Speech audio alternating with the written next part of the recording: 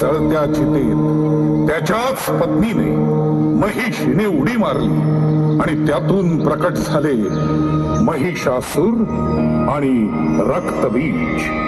रक्तबीज हुशार, बलवान आणि शक्तिशाली होता.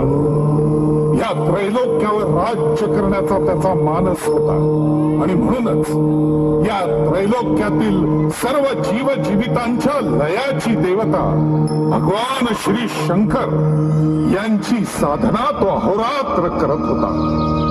तो त्या साधनेत इतका लीन झाला होता की त्याला कशाचंच भान उरलं नव्हतं. अखेर त्याच्या साधनेला फळ मिळालं. प्रत्यक्ष भगवान शंकर त्याच्या समोर प्रकट झाले.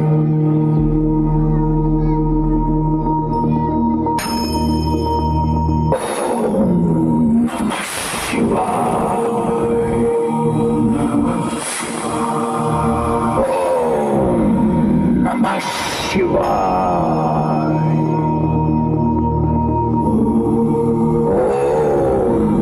नमः शिवाय.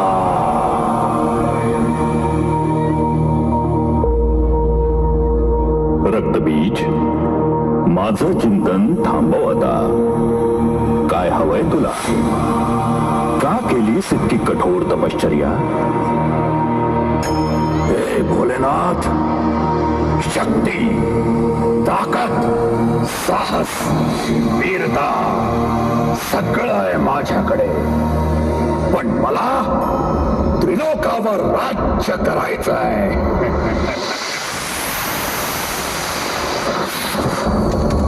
तुझ्या सामर्थ्याच्या जोरावर प्रयत्न करून बघ. शत्रू शक्तीनं अथवा युक्तीनं माझ्यावर मात करू शकेल. मला कोणी पराजित करू नये म्हणून मला अमर व्हायचं आहे.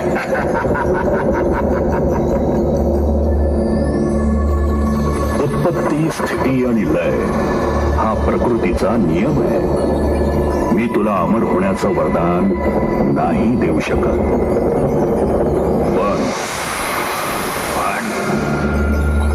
पण काय प्रभू, तुझ्या उत्पत्तीला थांबवता येणार नाही असा वर मी तुला देतो.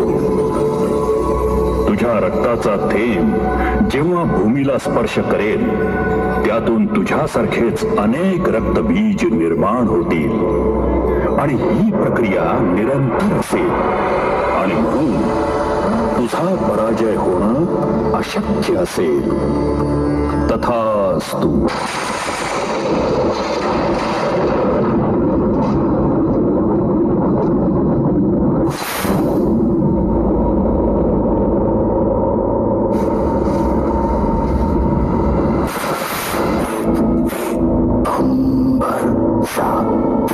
समंदर सारे दुनिया में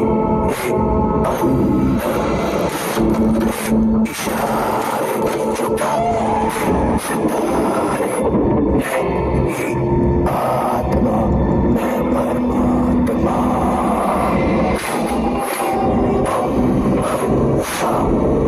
समंदर सारी दुनिया मेरे अंदर इशारे छुपा सितारे. नहीं आत्मा मैं परमात्मा.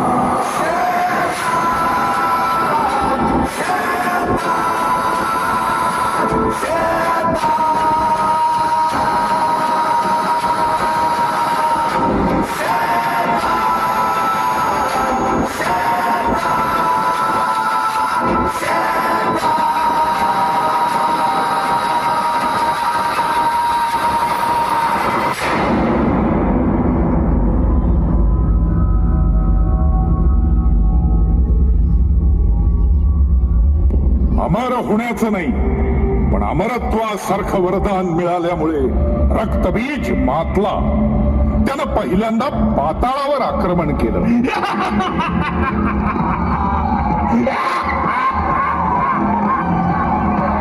पाताळ लोकातील महिषी राजाला मारून तो स्वतः महिषीचा राजा झाला.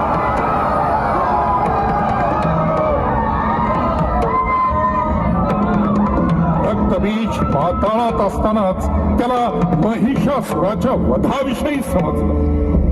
महिषासुराचा वध एका शक्तिशाली महाकाय देवीनं केल्याचं समजताच तो वेडापिसा झाला आणि त्या देवीचा वेड्यासारखा सगळीकडे शोध घेऊ लागला. पूजा पाठ करणाऱ्या ऋषी मुनींवर अनन्वित अत्याचार करू लागला.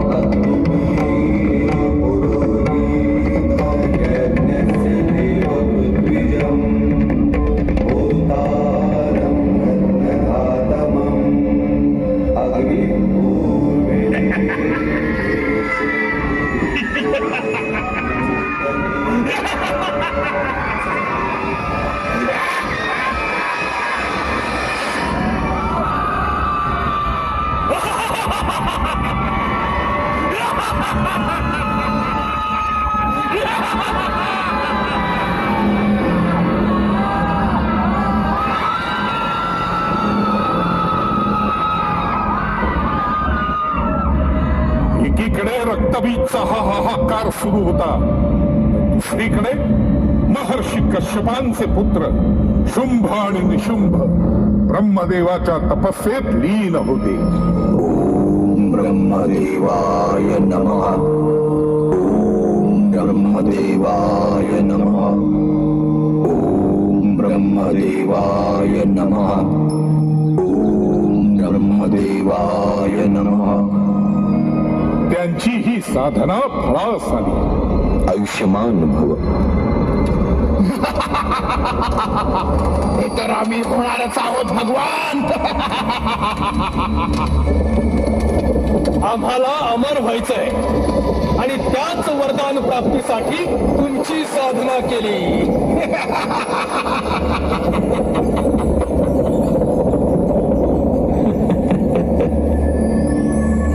शुंभ निशुंभ यांचा स्त्री लंपट स्वभाव ब्रह्मदेवांना ज्ञात होता आणि म्हणून त्यांनी वरदान दिलं. केवळ एक आदिशक्तीच तुमचा वध करू शकेल.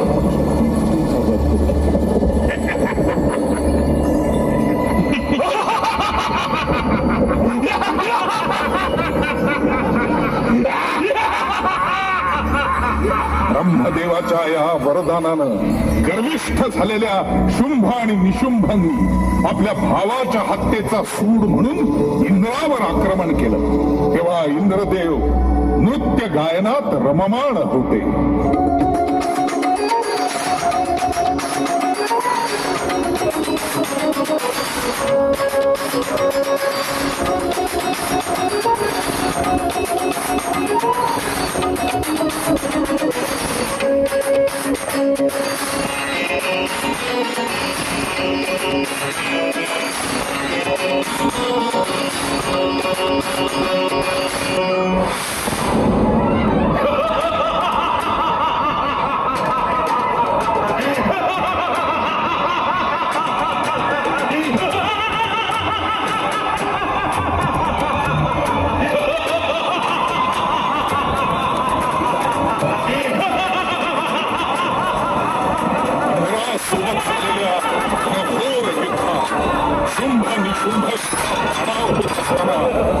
रक्तबीज त्यांच्या मदतीला. रक्तबीजाची वीरता बघून शुंभ निशुंभ त्याच्याकडे आकर्षित झाले आणि स्वतःहून त्याचं सेनापतीपद त्यांनी स्वीकारलं. सोबतच स्वर्गातून अंतर्धान पावलेल्या सर्व देवांचा मार्ग काढण्यासाठी आपल्या अत्यंत विश्वासू अशा 2 चंडमुंड राक्षसांना त्यांच्या शोधासाठी पाठवलं.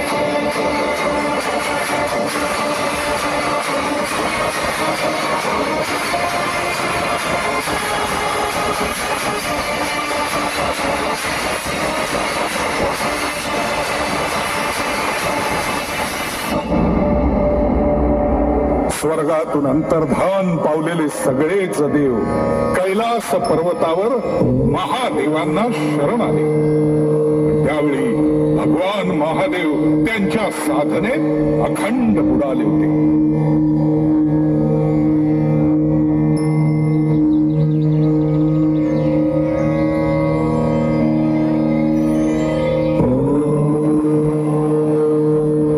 समस्त देवांचं गाऱ्हाण त्यांच्यापर्यंत पोहोचतच नव्हतं. पण त्यांचा आवाज पार्वती मातेनं ऐकला आणि माता पार्वती त्यांच्या समोर प्रकट झाली.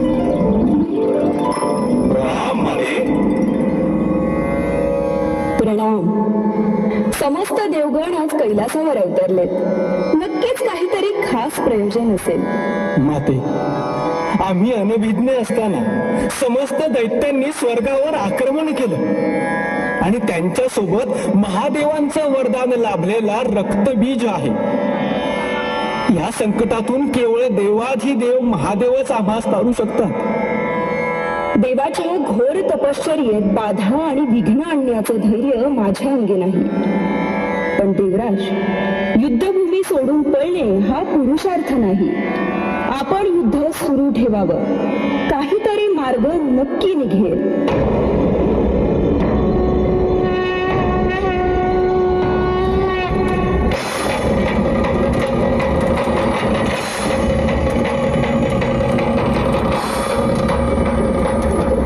देवांच्या मागावर असणाऱ्या चंडमुंड दैत्यांची लालची नजर पार्वती मातेच्या सौंदर्यावर पडली. त्यांनी मातेच्या सौंदर्याचं वर्णन त्यांच्या धन्याला म्हणजे शुंभ निशुंभ यांना जाऊन सांगितलं. स्त्री लंपट स्वभावाचे दोघे ते वर्णन ऐकून वेडेपिसे झाले आणि मातेला मिळवण्यासाठी त्यांनी पुन्हा चंडमुंड यांना कैलासावर पाठवलं.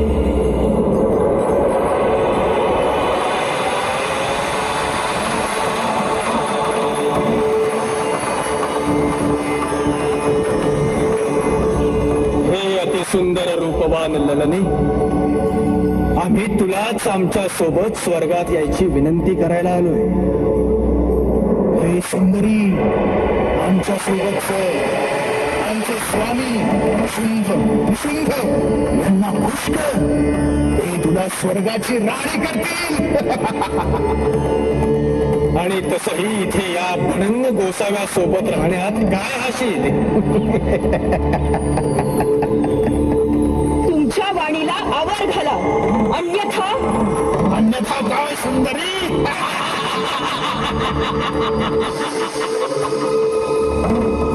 तुमच्या वाणीला लगाम द्या आणि याचा भान ठेवा की तुम्ही एका स्त्रीशी बोलता आहात, जी स्त्री तारूही शकते आणि मारूही शकते.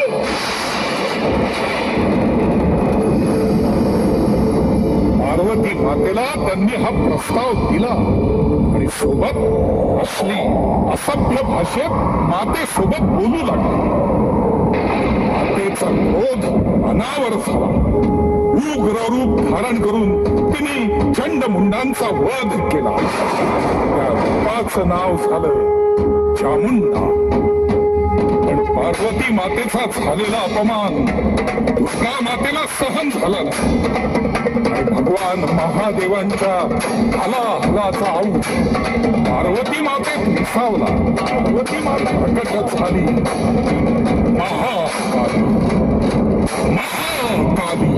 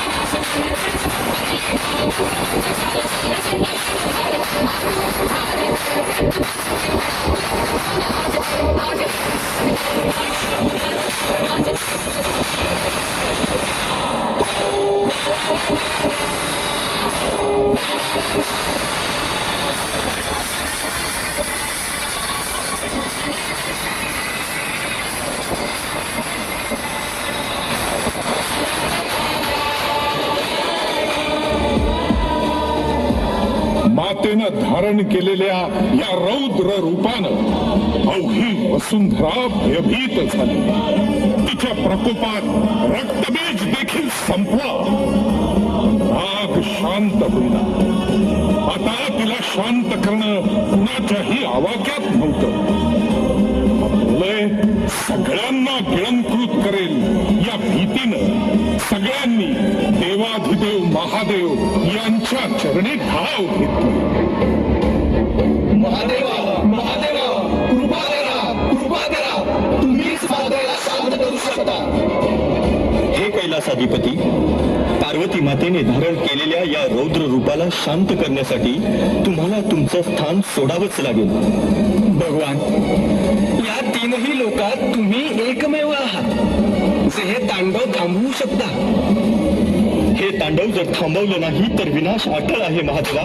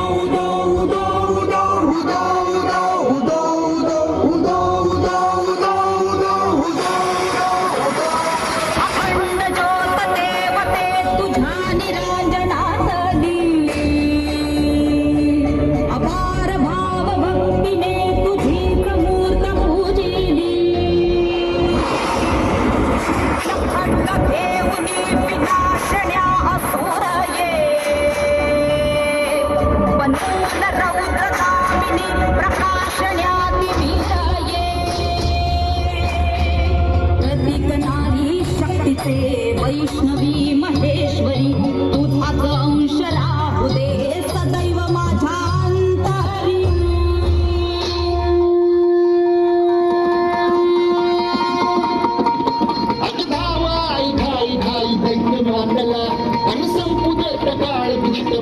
नांदला घाई घाई दैत्य नांदला आणि संपू देत काळ दुष्ट बंध नांदला आता त्रिशूळ तू आता ते आई घे दैत्याच आणि संबळाला दे आणि अंबाबाई